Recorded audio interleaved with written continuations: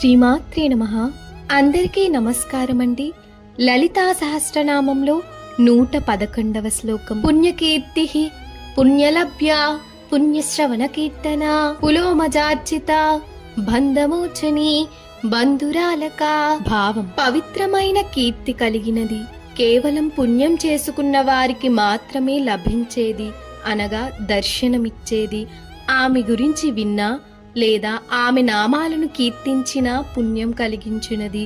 ఇంద్రుని భార్య అయిన సచీదేవి చేత పూజింపబడినది. సంసార బంధాల నుండి, కష్టాల నుండి విముక్తి కలిగించేది. ఎంతో అందమైన ఒత్తైన ముంగురులు గలది. ఒక్క క్షణం ఊహించండి. ఒక అమ్మాయి ప్రతిరోజు బయటకి నవ్వుతూ కనిపించేది, కానీ తన మనసులో మాత్రం ఎన్నో బాధలు. నేను ఇలా ఎందుకున్నాను, నా జీవితంలో ఎప్పుడు మంచి రోజులు వస్తాయి అనే ఆలోచనతో రోజంతా తనని తానే బాధ పెట్టుకునేది. ఒకరోజు ఆమె అమ్మమ్మ చెప్పిన మాట గుర్తొచ్చింది. బయట ఉన్న సమస్యలన్నింటికంటే మనసులో ఉన్న భయమే పెద్ద బంధనం.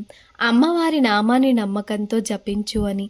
ఆ రోజు నుంచి ఆమె ప్రతిరోజు కొంతసేపు అమ్మవారి నామాన్ని వినడం, చదవడం ప్రారంభించింది. ఆమె సమస్యలు ఒక్క రోజులో మాయమవ్వలేదు, కానీ ఆమె మారడం మొదలైంది. భయం తగ్గింది, మనసులో ప్రశాంతత పెరిగింది, తన మీద తనకు నమ్మకం వచ్చింది. అప్పుడు ఆమెకు అర్థమైంది, అమ్మవారి నామాన్ని వినడం, స్మరించడం కూడా ఒక పుణ్యమే.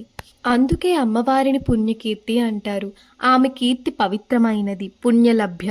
పుణ్యమైన మనసుతో మంచి కర్మలతో ఆమెను చేరుకోగలం. పుణ్యశ్రవణ కీర్తన. ఆమె నామాన్ని వినడం, కీర్తించడం కూడా పుణ్యాన్ని ఇస్తుంది. పులోమజార్చిత.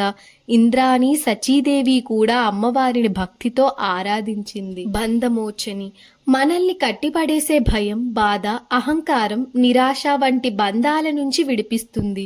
బంధురాలక. అందమైన ఒత్తైన ముంగురులతో తల్లి మన కళ్ళ ముందే ఉన్నట్లు ఉంటుంది. అంటే అమ్మవారి నామాన్ని మనస్ఫూర్తిగా స్మరిస్తే బయట ప్రపంచం మారకపోయినా మనలోని ప్రపంచం మాత్రం మారడం మొదలవుతుంది. శ్రీమాత్రే నమః.